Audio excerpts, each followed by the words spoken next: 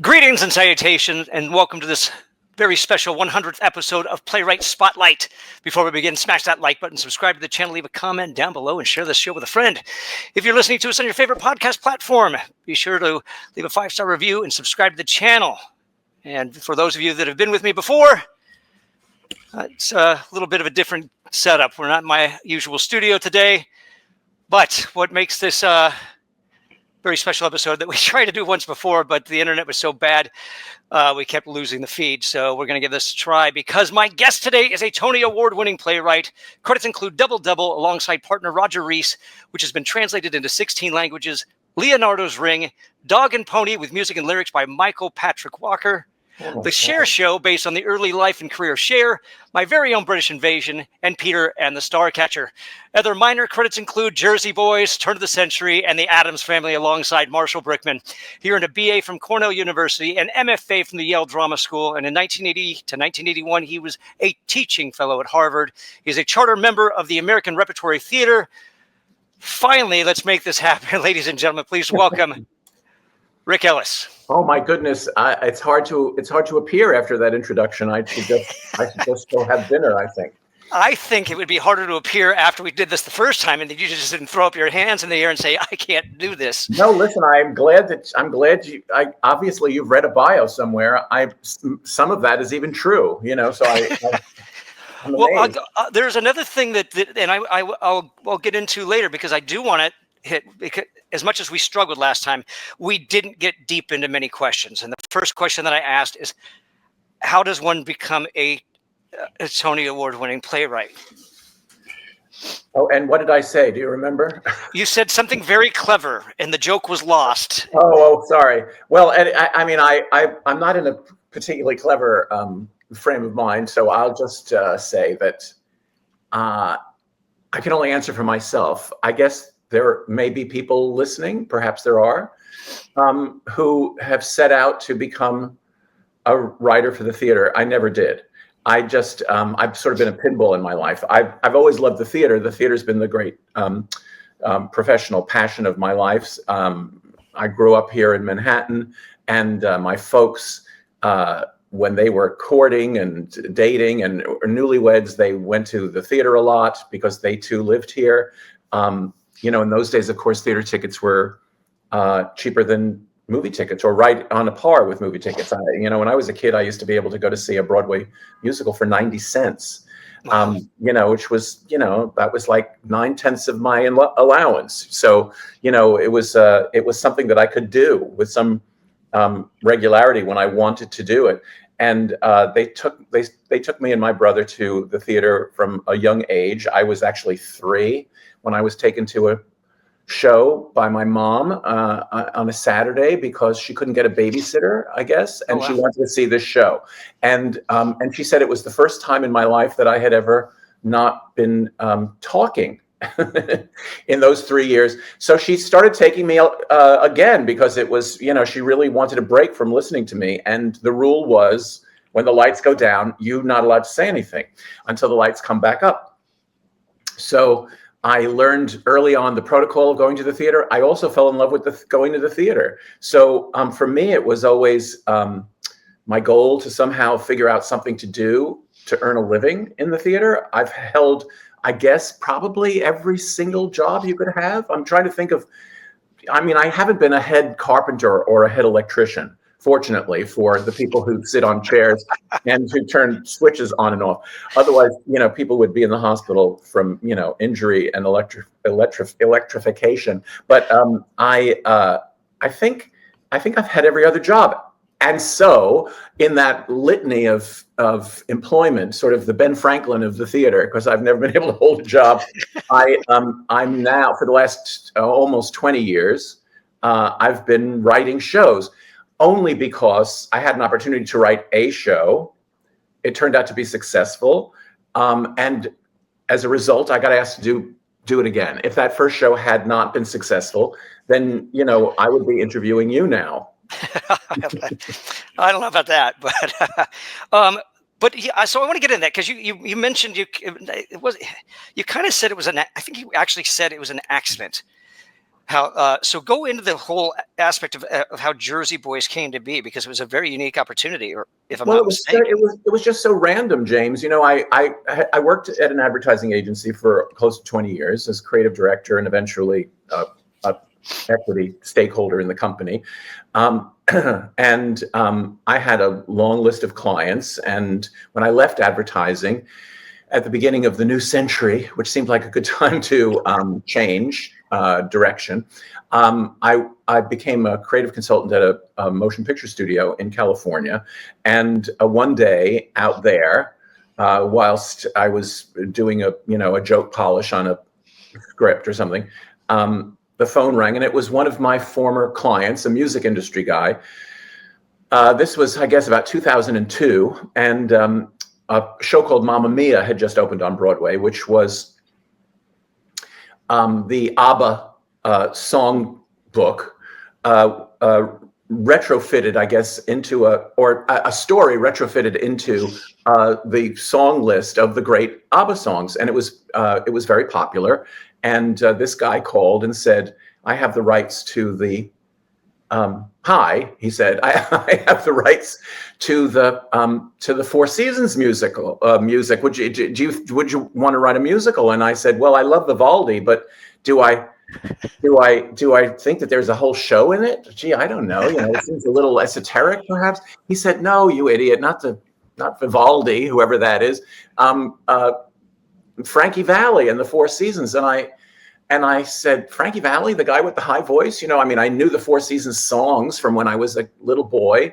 I didn't have control of the music in my house, but I had an older brother who was into, top 40 radio, and I remember the songs, but I said, I don't know anything about this group." And he said, "If you don't have to, we could do Mamma Mia, but with these songs." And I said, "But somebody's already done Mamma Mia. Why would you want to do what somebody else has already done? Would you be willing to have lunch with Frankie Valli and the principal songwriter of the group, Bob Gaudio, also an original Four Seasons member?" And one thing you never do in show business, for all you listeners out there, you never turn down the chance for a free meal because you never know. You never really know in show business where your next meal is coming from. So I said, "Sure. I'll meet with anybody." I was spending half of every month in Burbank, and I was spending half of every month here in New York. And the half that I spent in New York, I was mostly losing money at poker to a very fancy group of poker players on the Upper West Side of Manhattan that I was introduced to via my friend, the late great Marshall Brickman. And Marshall, of course, was an Academy Award-winning screenwriter, a brilliant comedian. He'd been the head writer on the Johnny Carson Show for many years. He produced Dick Cavett Show for many, many years. Really sort of an IQ of 1,000,000. And I had run up a little bit of a tab, shall we say, as a very, very bad poker player. So I called him and I said, "Hey, Marsh, you want to write a Broadway musical?" And he said, "I've never written a Broadway musical before." I said, "Neither have I." But we had always sort of, as we became friends, we'd sort of flirted with the idea of, maybe we would write something, assuming it would be a film. I said, "Well, maybe it'll be a Broadway musical. If they're not going to pay us anything to do it, so we'll just waste our own time. But if it does get on, will you forgive me my poker debt?" So I did have a reason, an economic reason for going to lunch with Frankie Valli and Bob Gaudio. Anyway, Marshall and I went to this lunch, a serendipitous meeting, I guess you would call it. One would call it. We went to lunch with Bob and Frankie, and do you remember where? Oh, yes, I do. And I have Jewish Alzheimer's. I remember everything, which is, but that doesn't mean I have to tell you where it was. I just want to hear that it was the Four Seasons, even if it wasn't. Oh God, no. On the contrary, it was a small little Italian restaurant on 46th Street. Okay. And of course, Italian restaurant, because it was Frankie Valli and Bob Gaudio. It had to be thematic. And whilst we were waiting for the calamari to arrive, I guess. We just, by way of making conversation, said, so what was it like growing up to be you? Remember, the assignment was come up with some fictional story and do the Mamma Mia gag, invent a story that can house these great songs that the Four Seasons had written. And they'd written a lot of top 40 great big hit songs, top 10 great big hit songs. Couldn't use them all. There were so many. So we were just chatting, and they started talking about what it was like growing up in Jersey, first generation, blue collar, Italian-American kids. Parents were immigrants. They, didn't necessarily speak English that great. They hated going to school. They were from Jersey. Everybody had 2 photographs on the living room wall. One was Frank Sinatra. One was the Pope. And everybody, basically, the males of the community anyway, this being Belleville, New Jersey, where Frankie grew up, wanted to get out. Well, how were you going to get out? You either, tried to get out via show business like Sinatra, or you tried to get out via, you joined the army, or maybe you got mobbed up, the mafia being a real thing, And this was also, by the way, at the time when The Sopranos was a really, really big hit show on TV.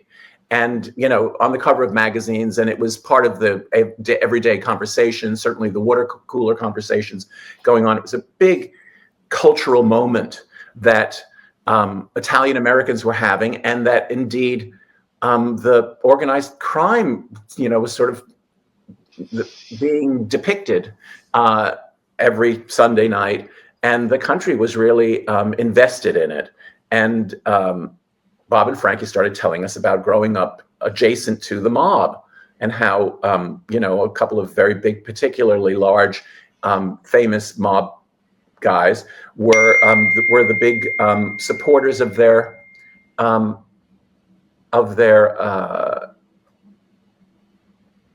music careers, and helped them negotiate when they got into trouble with debt. One of the original Seasons, Tony DeVito, ended up owing a lot of money, and they went to a big mafia capo named Angelo DiCarlo, known as Gyp DiCarlo, and he negotiated a way for the band to not be disbanded and for the debt to be paid off over time, and which Bob and Frankie did over the course of many, many years. Anyway, they started telling us all this. We just thought they made records. We didn't know anything about them. This is such a good story. This is like those movie posters that say, based on a true story. This wasn't just a true story. This was a good story. We were leaning forward the way you hope audiences lean forward in the theater. There we were in the Italian restaurant, leaning forward, going, oh, and then what happened? And then what happened?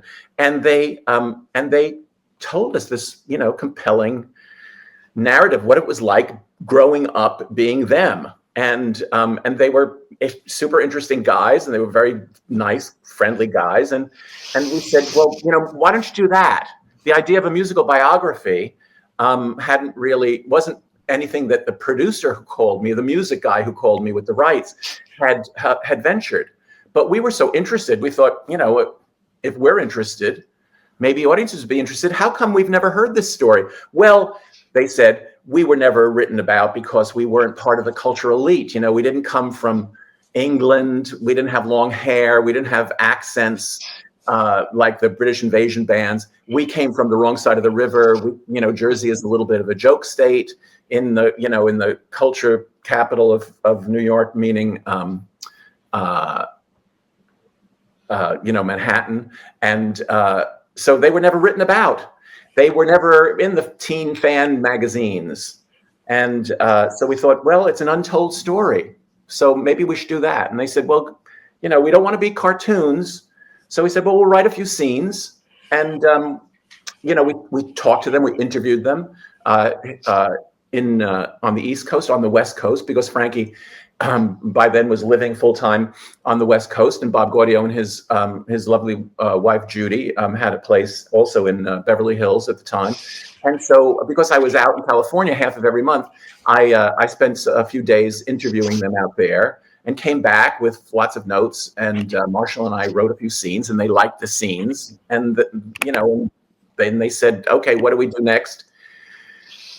because we don't really want to be in business with the guy who had the rights. So we want to wait for his rights to expire. And then, could you help us find producers? Well, I had been in advertising for 20 years where all the Broadway producers were my clients. So I said, yeah, I know all these people. These men and women are people I've known for a long, long time. So let me take your song list around and, and pitch them on this project. And one group of producers, the Dodgers, jumped at the chance to do it. And the next thing that happened was we attracted a great director, Des McAnuff, who at the time was artistic director of the La Jolla Playhouse in Southern California, in La Jolla.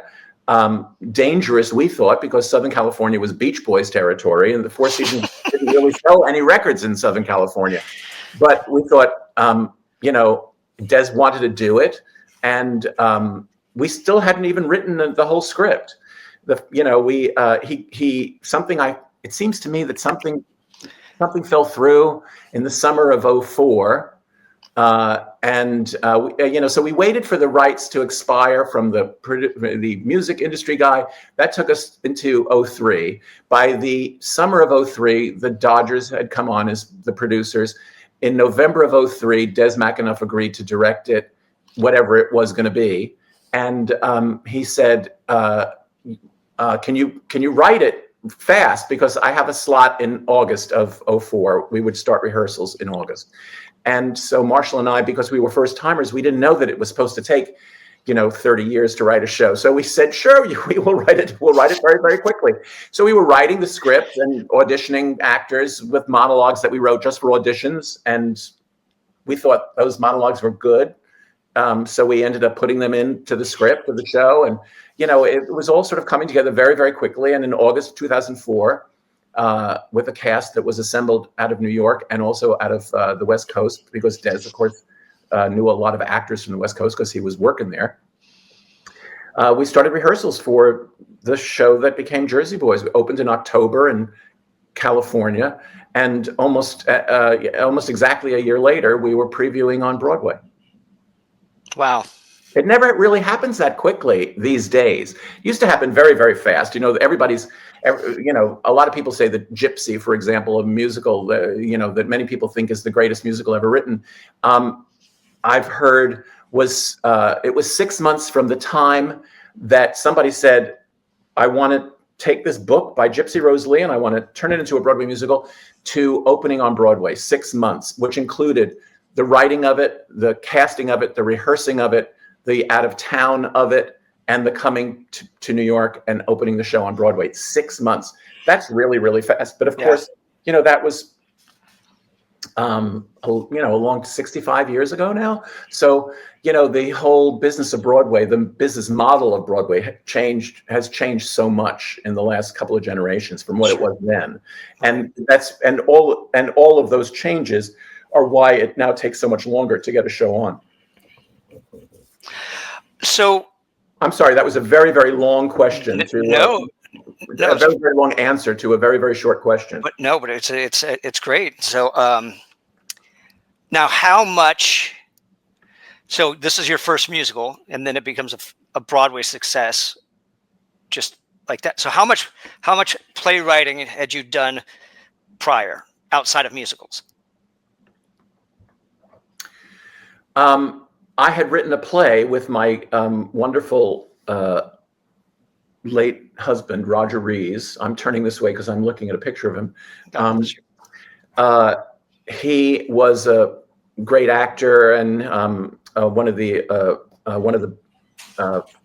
favorite actors of Trevor Nunn, who was the artistic director, co-artistic director at the Royal Shakespeare Company. Roger was a Brit, and in 1984 and 85, Roger culminated his time at the Royal Shakespeare Company by playing Hamlet, which was, of course, the dream of every actor at the Royal Shakespeare Company. He started as a non-speaking huntsman, and then ended playing Hamlet. It's the dream. And I would go over there a lot to see him in the repertoire. And when he wasn't in the repertoire, because there were 4 shows on it, in rep, So sometimes he had a few days off, and so we would take a drive through the English countryside. And I was, very young at the time, and obsessed, infatuated, and in love with England and him, and the theater and Shakespeare and everything. And the plan was over a particular Christmas break that we would do such a drive, but it's snowed, which is sort of improbable in Stratford-upon-Avon. It snowed so much that taking a drive was sort of out of the question. Roads were, the little country lanes were all covered in, a couple of feet of snow. So we had nothing to do. We were stuck in Stratford with nothing to do. We were in a great big house with very, very little furniture, and going a little bit stir crazy. And Roger and I were talking, and he said, it would be a great ending for a play. And he pitched this idea that was so cool that we decided to spend the next couple of days trying to figure out a play that could end with that special effect. And when I came back to New York, we had the first draft of a romantic thriller in the English style. One set, a very small cast, a whodunit, and I went back to my life in advertising, and he went back to his life on stage, and we would trade through the mail. There was no fax yet; it hadn't been invented. There was no email. We would trade through the mail scenes and send them back and forth to each other. And after about 6 months, we had a draft of a play that we really liked, and we sent it to a producer, and who agreed to put it on. And the following year, when Roger had finished his commitment to the RSC, he and Jane Lapatere, another great British dame, who played a million parts and won a Tony Award on Broadway for Piaf in 1981, I think, maybe 1980, 81. Anyway, she and Roger appeared in this play, and did an out-of-town run, and opened in the West End, and it ran and ran and ran, and then they left to do other things, and it was recast, and then recast, and recast, and recast, and then it started being done all over the world. So I think you mentioned a number of, different languages it's been translated in. 16 is listed as, yeah. It was great. It sort of paid for all the vacations that we took, which were maybe like 4 vacations, because we were always working. But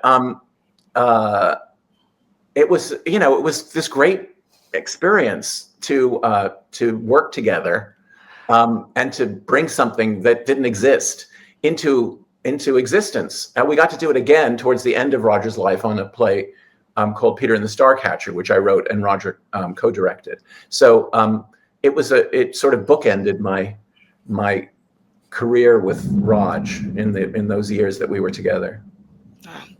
Now, but you mentioned that you had gone back to New York, and he was still in England finishing his contract, and you were exchanging pages through the mail.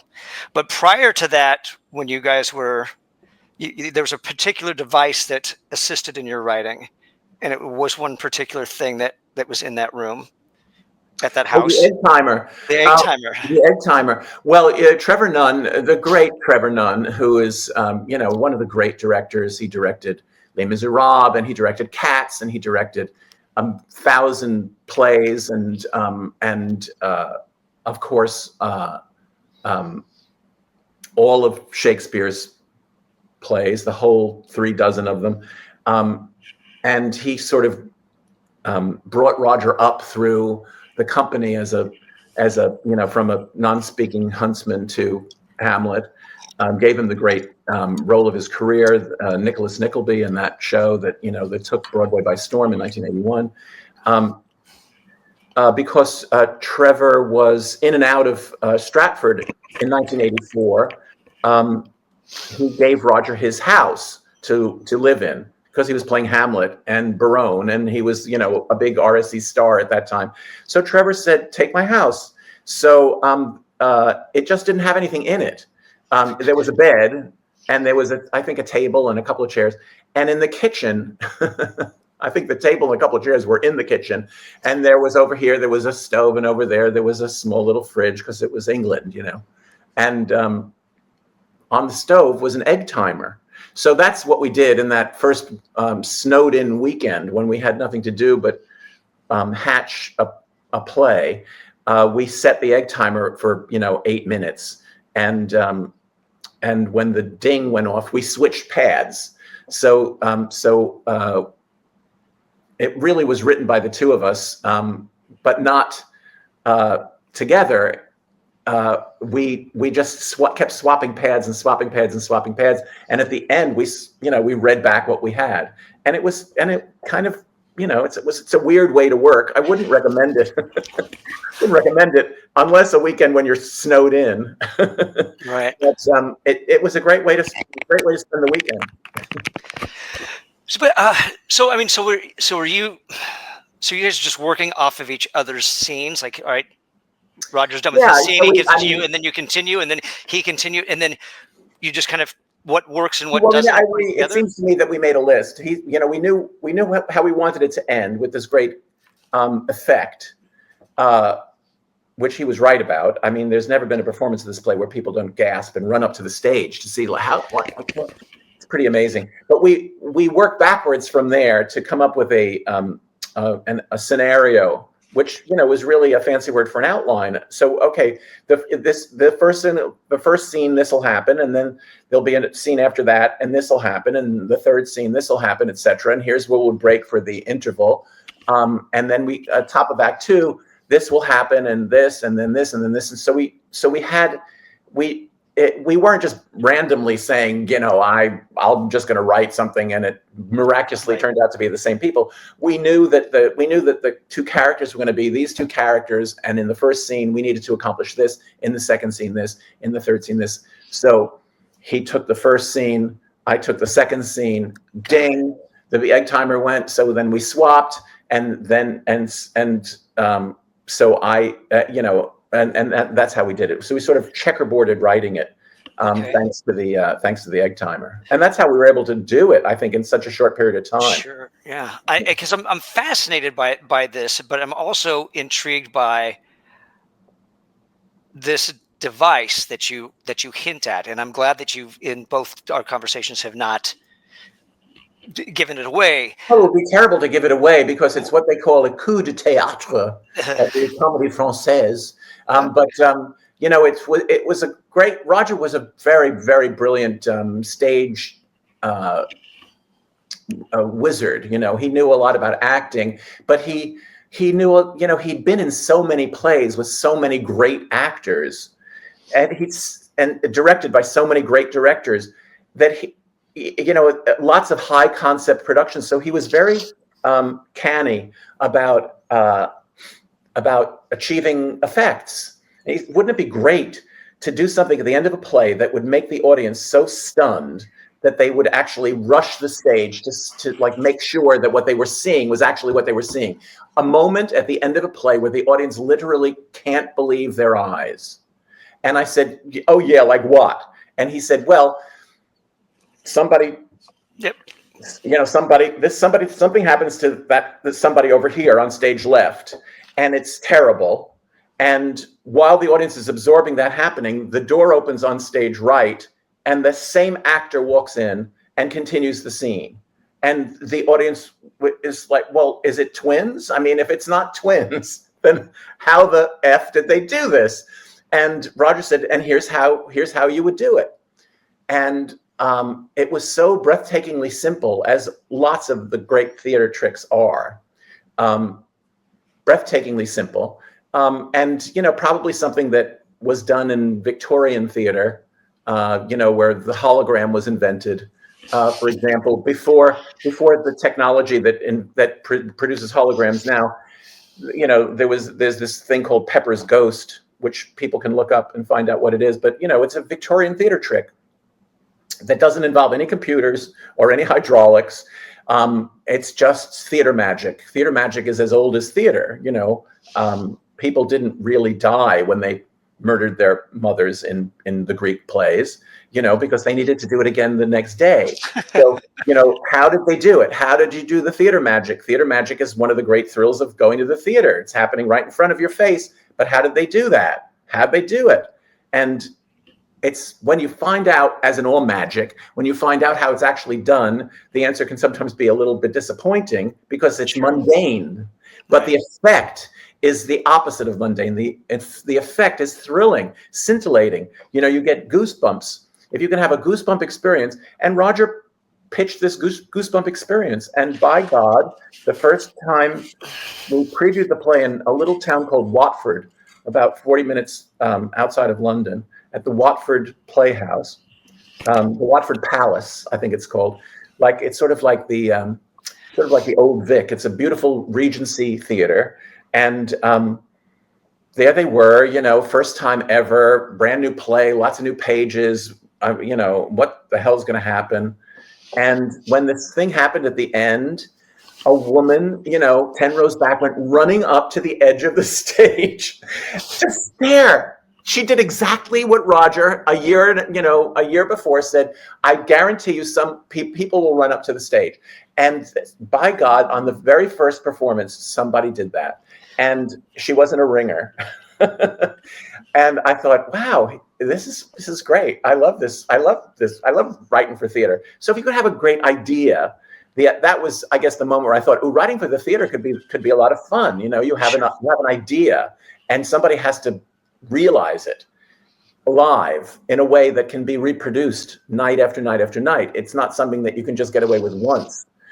It's something that you have to get away with over and over and over again, which again makes it a bit more of a challenge. And it was thrilling. So I guess that it was that moment where I thought, wow, writing would be really, really cool. But it was many years. That was 1986. It was many, many years later that I was able to do Jersey Boys.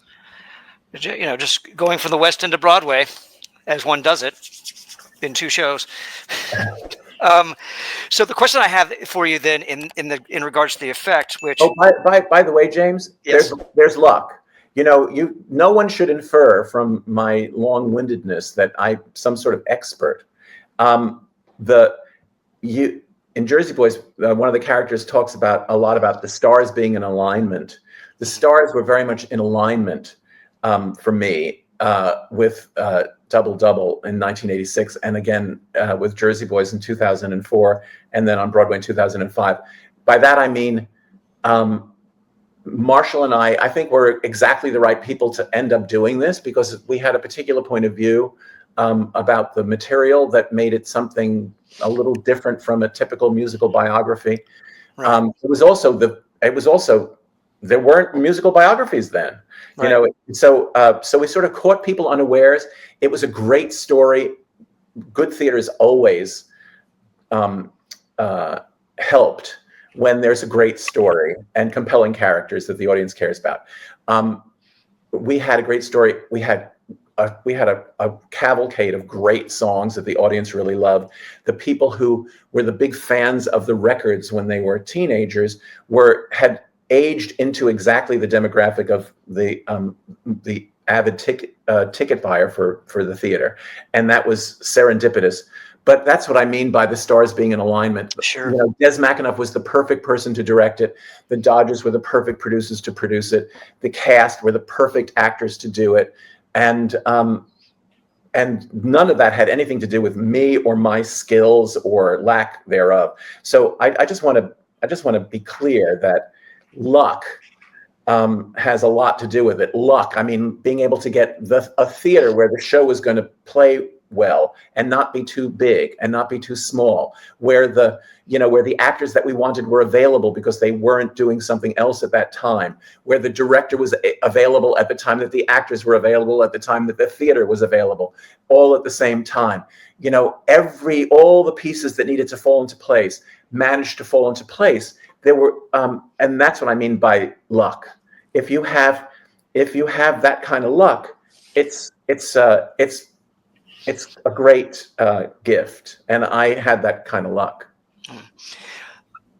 Well, kudos to you and congratulations on that in that regard for having that. But and no, there's no kudos. It's like I did not achieve any of what I just described. all Marshall and I did was have an idea of how to do this, of how to tell this story, which was very sound and hadn't been done before. And we did it, and it had a lot of laughs, and it had a lot of emotion, and the songs were great, and it had a lot of Jersey DNA in it. So, but that's what we did. Everything else about it was, I was just along for the ride. That's what I mean. So, oh wow, you did that. It was wow. Yeah, but without the luck, without the stars being in alignment, who the hell knows? Sure. I want to go back to Double Double real quick, because and there was part of me that wanted to stop you from telling me what the device was at the end, because the one thing that I'm curious about, would I have gotten that same would I have had that same response had I just been reading it? No, because when you read it, it's described. Right. And it's described in a stage direction. Okay. But you would say, okay, this same thing that I would say, or any reasonable person say, is like, okay, great, but how are you going to do that? Right. Okay. That's what I'm asking. Roger, because Roger, when Roger was a kid, he had a great skill at fine art, and so he applied at a very early age and got into the Slade School in London, which is one of the great art conservatories in Europe. And he was studying there. One of his professors was a fellow named Georgiadis, I think Nicholas Georgiadis, something like that. Georgiadis. And he was a great set painter and set designer. And amongst the places where he regularly worked was the Royal Ballet. When Roger was in his second year at the school, his dad died, and he had to drop out of school because he had to support his mother and his kid brother. And this professor had been so impressed with Roger's painting skills that he gave him employment as a set painter for the Royal Ballet. And so Roger worked for this guy and saw him design sets and blueprint sets and figure out scenic solutions to theatrical challenges. Okay, you're doing Romeo and Juliet. You're going to have a balcony. How do you have a balcony? How do you have a balcony in a ballet when you can't dance on a balcony? You got to so there's going to be a stairway that leads down to the stage, but Romeo's not going to climb up the stairs. Romeo's got to climb up onto a thing to get to the balcony, and only Juliet's going to use it anyway. He learned scenic design solutions to story challenges. And this story challenge that he pitched me of this amazing thing, he said, it's so simple. Here's how you do it. And it was a scenic solution. And you wouldn't describe that in the script. Right, you would describe it in an author's note at the end of the script, so that people who want to do the play go, oh, okay, I see. That's a great thing to do. Interesting. Okay. All right. And that's something there's every episode, there's always something new that we haven't talked about. So that's a wonderful tidbit that we've never really discussed. It's like, you don't put it in stage directions. It's, here's the author's note at the back of the script. And that's. Oh, well, you want people to be able to do it. Exactly. But you want to say, here's how we solved it. You want to solve it another way, But, here's how we solved it. And it requires a certain amount of stage height. It requires, something to be constructed in such a way that the audience sees something, and then there's something that they don't see. And of course, and here's what has to happen backstage in order to get that to work, in order to get the greatness of the effect, because the thing that happens, the audience just takes at face value. It's only when the same actor enters immediately from across the stage that the audience freaks out, because they thought they were looking at that actor over here, and now that actor is over there. So how the hell did you do that? And Roger invented the way to do it through set design. Did you ever see were there any other performances that you saw or productions that you saw where they didn't use that, they did something different?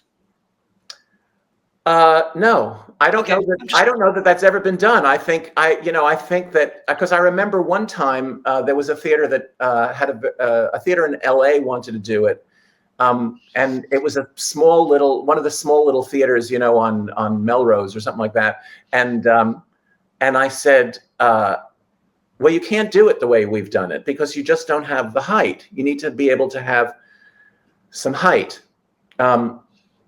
And they said, "Oh, well, we'll have to figure out another way to do it." And I said, "Great. Let me know when I'll come out and look at it." And I think they ended up not doing it because they couldn't figure out a way to do it. Now, that's not to say that there is no other way to do this thing, but if you're in a theater and not in a black box space, if you're in a theater with a proscenium, it is a gleefully simple solution to an effect. And the reason why I ask is because the author's note aspect, which is I appreciate because there is some structure to that in the art of playwriting. But I was just curious if it was like, I guess you already answered. It's like you don't have to do it like this, but if you need to achieve it, this is how you do it. But you still gave the creativity, the creative license to do it in another way if they could figure it out. But we just did it. I mean, my favorite sort of theater is where there's just a lot of stuff piled in the middle of the stage, and it's not decorative in any way, and there are things that are used many, many, many, many different ways to accomplish many, many different things. And the audience, as long as the audience understands what the rules are at the beginning, like this, in this scene, this chair is going to be a chair, but now it's a tree. See, it's a tree. And at the moment that you say it's a tree, a couple of leaves fall down from above, and the audience goes, "Oh, okay, it's a tree now." And then, you can, as long as the audience knows what the rules are, the audiences are thrilled to play along. Sure. That's, for example, what we did with Peter and the Starcatcher. So the author's notes for Peter and the Starcatcher were all, here's how little you need to do this play, even though when you read it, it says, "Oh, this takes place on the deck of one ship, and this takes place on the deck of another ship. So I need two ships." No, you don't. "Oh, they get thrown overboard into the ocean, so we need to have an ocean." No, you don't. They're floating around and transforming. Here's how you do it. Don't worry. It's very, very simple. Here's how, because we did it literally with whatever happened to be in a utility closet in some sort of outbuilding in Williamstown, Massachusetts, and there was a ladder and a rope and a bucket and a spritzer, that you use to spray the top of something and then wipe it clean. And that's all we ever used because we had no budget. So we wrote a play that used those things in 1,000 different ways, and the audience delighted in it. Water for Elephants, I just had on Broadway last year, and we've just licensed the show, the production to go out around, the country and the rest of the world. And I wrote a note about there were lots of animals in that, and they were all achieved in various ways, from sound to shadow to puppet to just investing a random object with the the actor investing a random object with the belief that the thing in the actor's arms was a dog. Asking the audience to play along in lots of different ways. And so I wrote that into the author's note. Here's what we did. Knock yourself out. You can do what we did. If you don't want to do what we did, then come up with another way to do it. Good for you. There's never just one way to do something in the theater. That's how, that's why we're still doing Shakespeare 400 years after he wrote the plays. Yeah. There's never just one way to do it. It's so interesting to hear those different approaches. I went and saw a retelling of Lear, a modernization.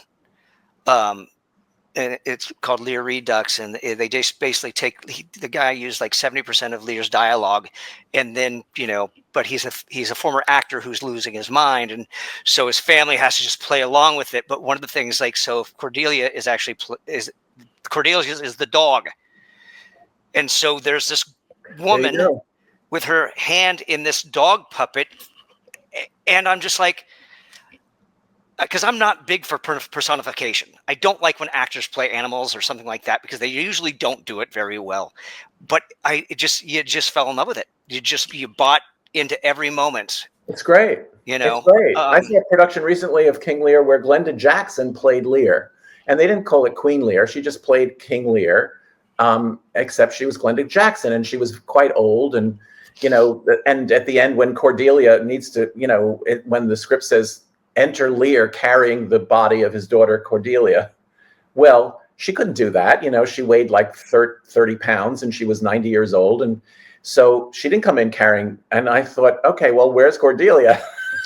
They lowered Cordelia down on a rope as if she'd hung herself, which I thought, well, I mean, I wasn't crazy about that idea, but doesn't matter because, since that production of King Lear, there's been 300 other productions of King Lear. Right. And we're in one of them, Cordelia is a dog.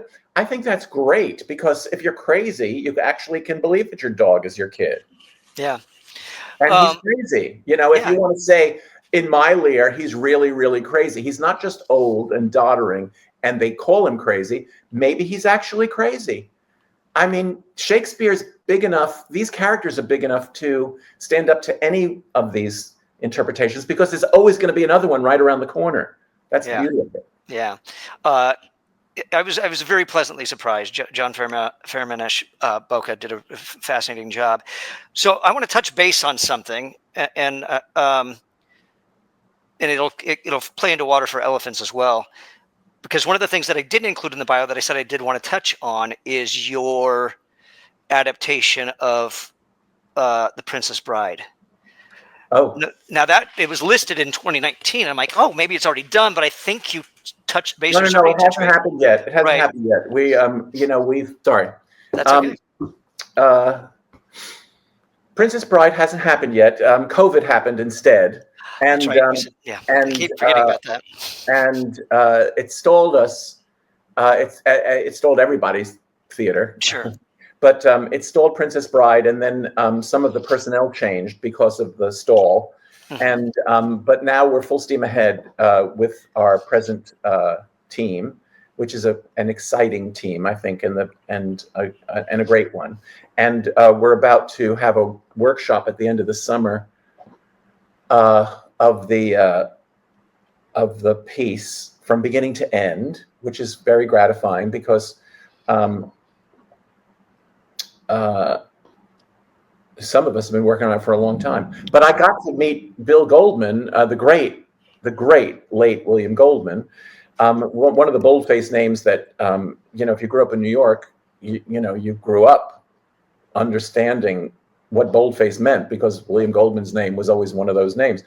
And when I was asked to come into this project, which I won't tell you how long ago it was because it makes me seem really old, but I said, well, I get to meet Bill Goldman. And they said, well, yeah, he'd have to approve you. So I said, I'm in. And they said, well, don't you want to? I said, no, I don't want to know anything else. I just want to meet Bill Goldman. It'll be a lifelong dream to meet the great William Goldman. To meet people who are great at what they do is one of the great privileges of my life. I'm so lucky that way. Because Roger knew everybody and everybody loved him. So I was always being introduced to people that I really wanted to talk to. I have so many questions for people like you. I just want to know stuff. So I was so keen to meet Bill, and we had a great meeting, and he hired me. So. I'm sad that he's not around. It was our dream to get it on. He was quite ill when I met him, and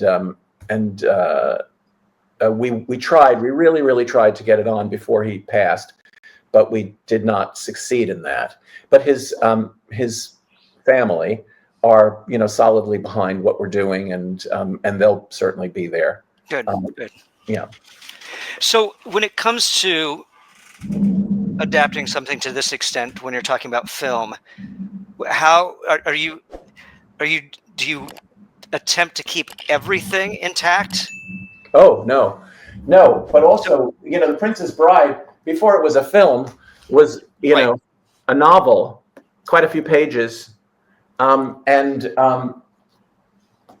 just happen to have it sitting here, not because I'm talking to you, but because, 100 times a day, I think, oh God, now what did he say? What did he say about this? The thing about adapting, which I learned from Peter and the Starcatcher, which was the first time that I had adapted something, is that if you're adapting a novel, let's say, that's 500 pages and rangy, picaresque, and unwieldy, and then the real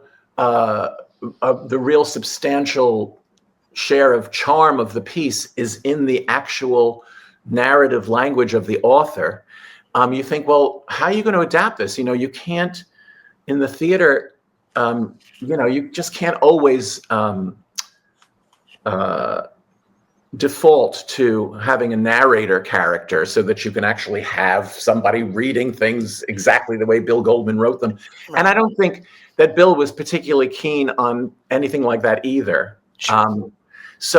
And also, if you were to tell everything that happens in a 500-page novel, if you were to depict everything that happens, you would have a show that would be 9 or 10 hours long.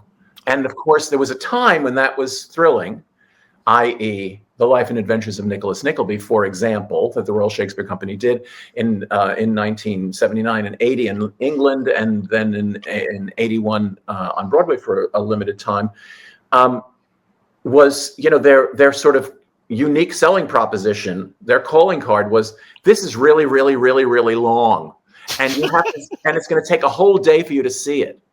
And people went, oh.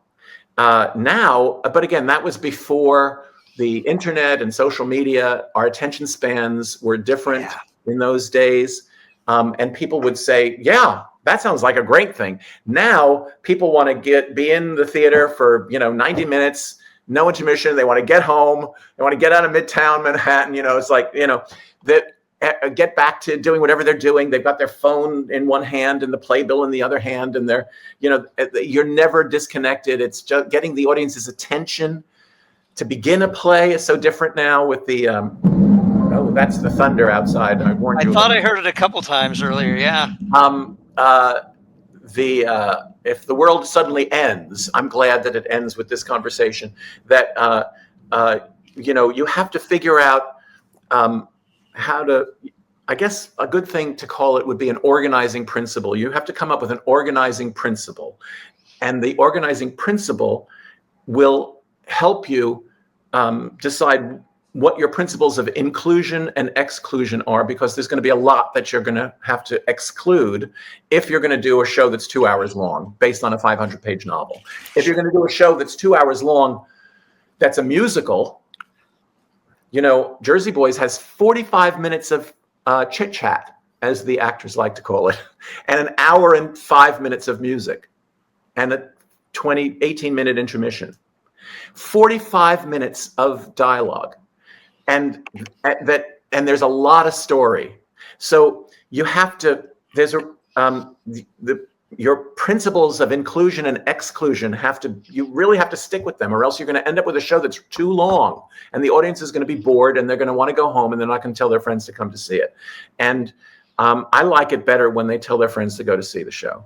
And that means it's got to be really, really muscular. Everything that you write has to be really, really muscular. Every scene has to do the duty of like 4 or 5 chapters in a novel, maybe, or 4 or 5 scenes in a film. You have to figure out a way to consolidate characters, to eliminate certain characters, to eliminate certain events, to conflate certain events, and still tell a story that has the emotional, guts that's going to, leave your audience fulfilled at the end of the evening. Sure. And it's tricky. In a play, in a musical, it's really, really tricky because the score is what people come to the theater for in a musical, and songs take time to sing and perform and dance to, and production numbers and all of that. So you've got to be really, the economy of writing is based on your, to begin with, an organizing principle that you have. And our organizing principle for Princess Bride, the musical, is that, we'll answer the question of, why are you guys doing this? Is this just some sort of stupid cash grab because everybody loves the movie? I mean, the answer is an emphatic no. It is the opposite of a cash grab. We've been working on it for years and haven't been paid anything. But nobody knows that. Nobody understands how hard it is for writers to get paid in the theater.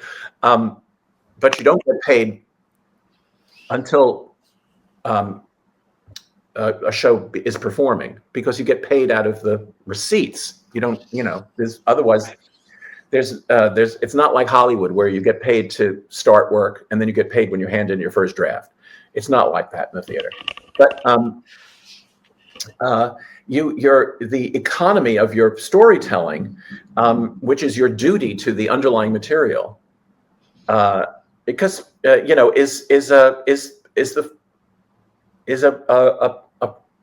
is a law. I mean, you have to make that more than just a goal. You have to make that a law, like gravity. You cannot have a show that's going to be 3 hours long anymore. You preferably shouldn't have a show that's 2.5 hours long anymore. People don't want to sit that long anymore. They can't pay attention. They don't want to pay attention to one thing for that long anymore. So you have to take that into consideration as storyteller and figure out how you're going to do it. And it's and if you don't do it, you ignore it. You ignore all of that at your peril. You really do. At the peril of the piece. Nobody wants to do a shitty version of Princess Bride. It's like a holy, sacred piece of our culture. So we want to make sure that it's really, really, really, really good. But we also want to make sure that we deliver the Princess Bride, and not something that goes, well, this isn't the Princess Bride. It's got to be the Princess Bride, but of course it can't be the movie, because, you can't have a 7-minute sword fight in a show that 2 actors are going to do, and then they're going to have to sing a song. In a movie, you can shoot, 30 seconds of that sequence, and then 3 days later go back to it and cut it all together. And then when the actor continues the scene afterwards, they're not out of breath, and they're not soaking wet with sweat, and they're not panting for their lives, and they haven't sprained their ankle and all that stuff. So you've got to, for example, figure out, how do you do this? And of course there are ways to do it, but you figure out, how do you do this? And deliver the moment for the audience, but deliver it in such a way that the actors can do it 8 times a week, and they can get through it and not collapse from exhaustion. Because you got to, in order to do it 8 times a week, you can't sing 8 songs in a row. Right. And then do a sword fight, and then swing from a chandelier, and then die and come back to life, and all. It's a lot. So you have to figure out how you're going to do it, and how you're going to sequence it so that it's actually doable, so that you're going to find people who can, will sign a contract to do it. Right. You can't say, oh, by the way, you're going to have to grow another 3 arms and an extra head, James. But would you like to play Wesley? And, it's like, oh, well, I can't grow another 3 arms. Well, then I'm afraid you can't play this part. I mean, then if the writer says, you've got to find a 5-armed actor, then you're sort of an asshole as a writer, because you've got to write something that can be done, and make it irresistible, so that you line up great people to do it. Anyway.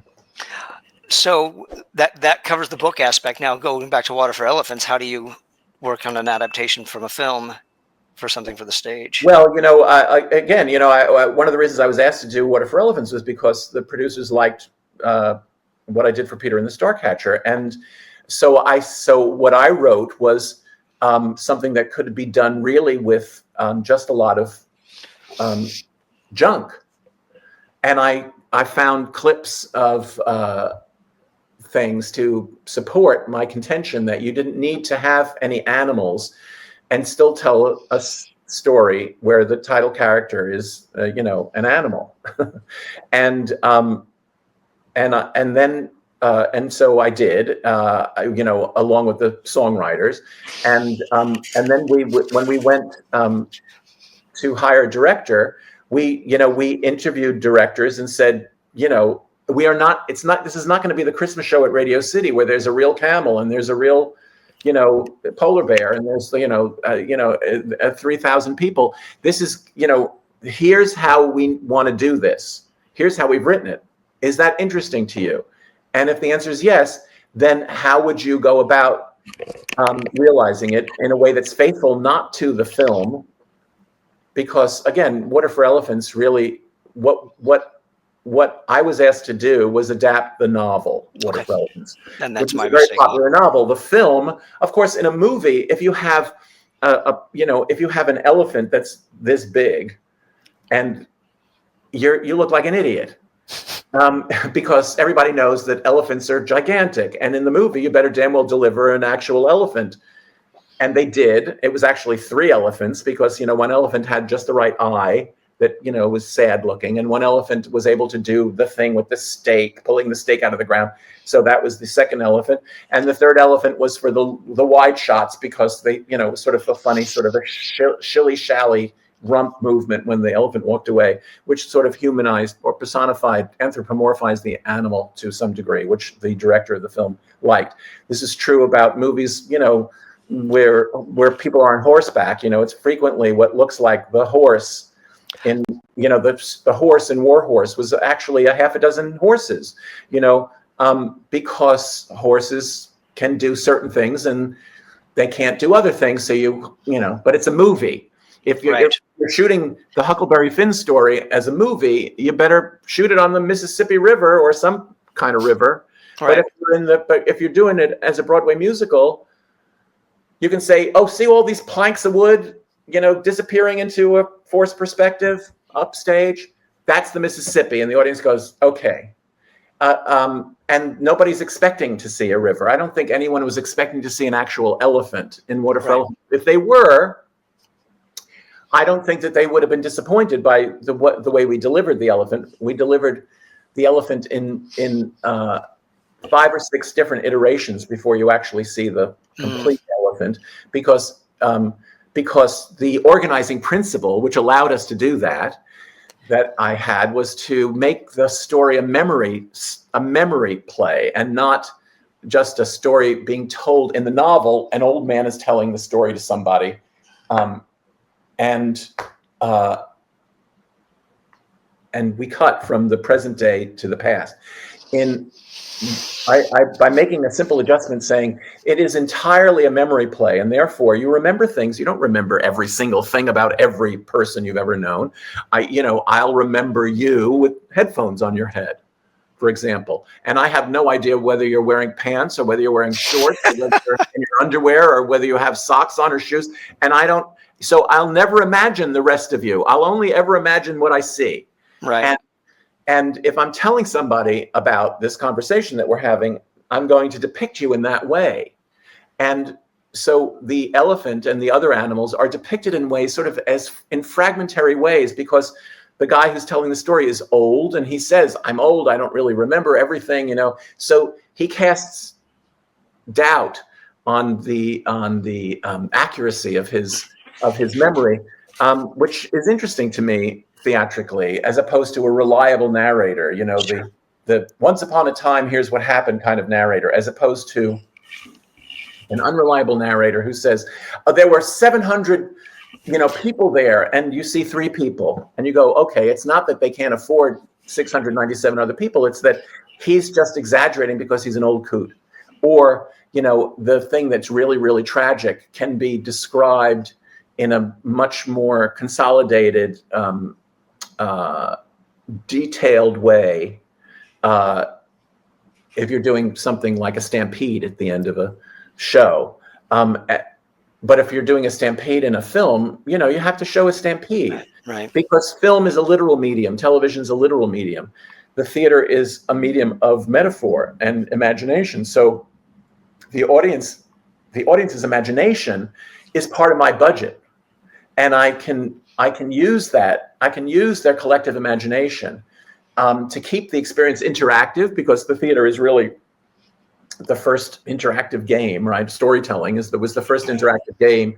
But as a way to keep the audience involved, it's sort of like a radio play. If I describe my rocket ship to Mars, you see a rocket ship in your head and I see one in my head. And that's great, because we'll never know what the differences are. We'll both be on a rocket ship to Mars.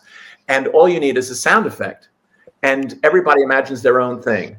And the theater can be like that too.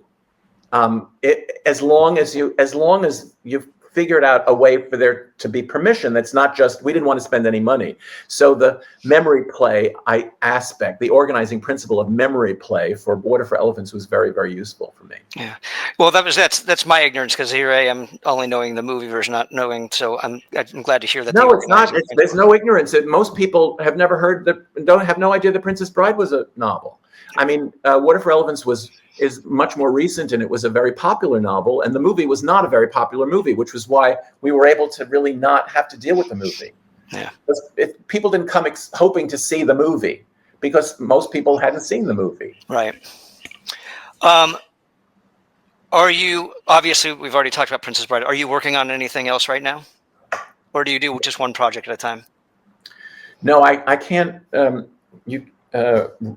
Theater writers have to juggle projects because we get little advances to do each project, but no single advance is large enough to pay your rent and put food on the table for too long, because it takes so long for these shows to get on. If you're amortizing a few $1,000s over 5, 6, 7 years, it's not a lot of money. So sure, you take on projects at the same time, because you're never quite sure which is going to happen first. Last year I was rehearsing Smash at the same time as I was rehearsing Water for Elephants. This year, the guy I wrote Smash with, the wonderful writer Bob Martin, was working on Smash and a musical called Boop, about Betty Boop, at exactly the same time, having to divide, because it's Murphy's Law, isn't it? You think, these things that have taken forever to get on now are happening at exactly the same moment. So now you have to divide your time. You can't even enjoy the process of one thing at a time. Never mind writing one thing at a time. But I also think, as a writer, since you asked, I think, because I'm not a great writer, I have great ideas, and I'm a good thinker because I'm bright, but I'm not a great writer, and it helps me to have more than one thing to think about, because when I get stuck on something, I don't have to just sort of sit around and mope. I can work on something else that I'm not stuck on, and then I sort of feel more in the zone as a writer, because I'm doing more than one thing at a time. Okay.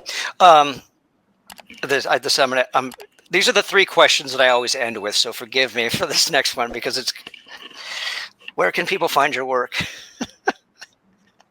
Oh my God, I don't know. Probably Google? All over is my. Yeah, I mean, I'm very lucky. You can find it on Broadway. You can find it at your local, performing arts center. You can find it in other countries. I mean, I've written some things that are very popular, so they're done a lot.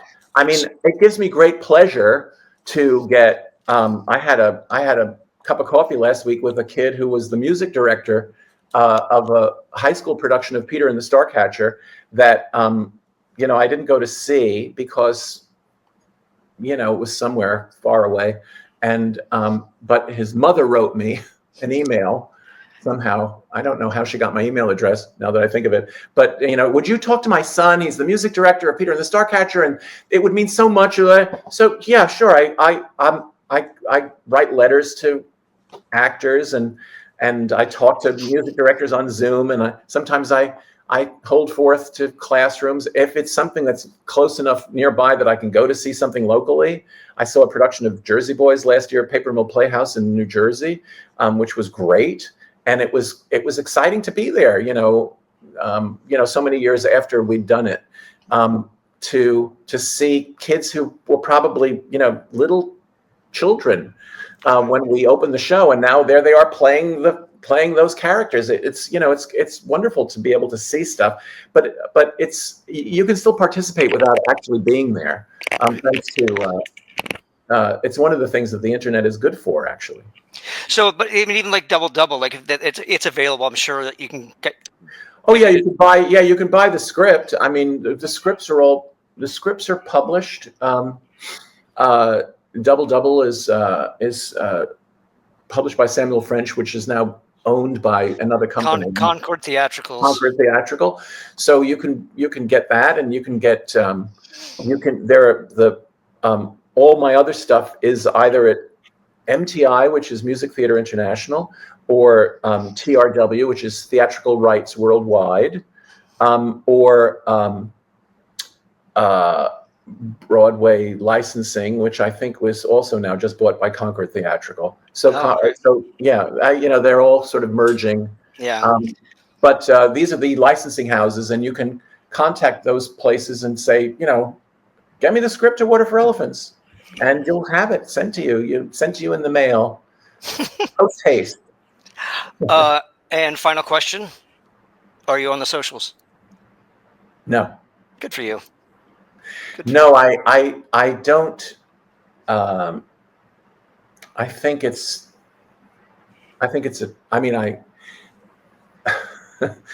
there's a.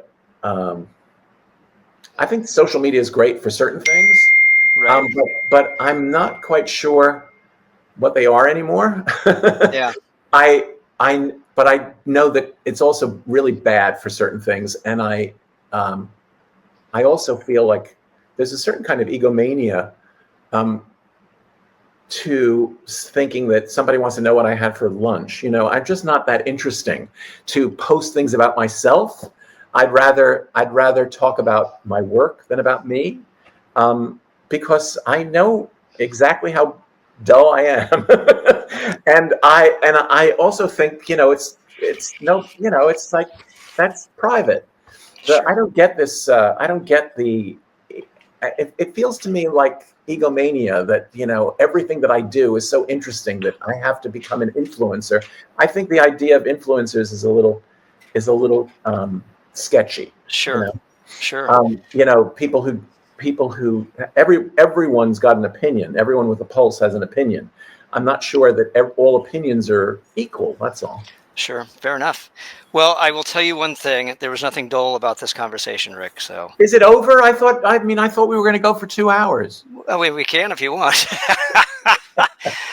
Rick Elice, it was an absolute pleasure. I'm glad we got through this without any snags this time. It's very nice to talk to you, James. And I have to say that the reason it's very, very nice, aside from your stylish headset, is that your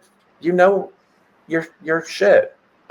Sometimes you talk to people and they obviously don't know anything about you, and they don't know anything about what you've done, and they just ask the darndest questions, and it's sort of gets boring really, really fast.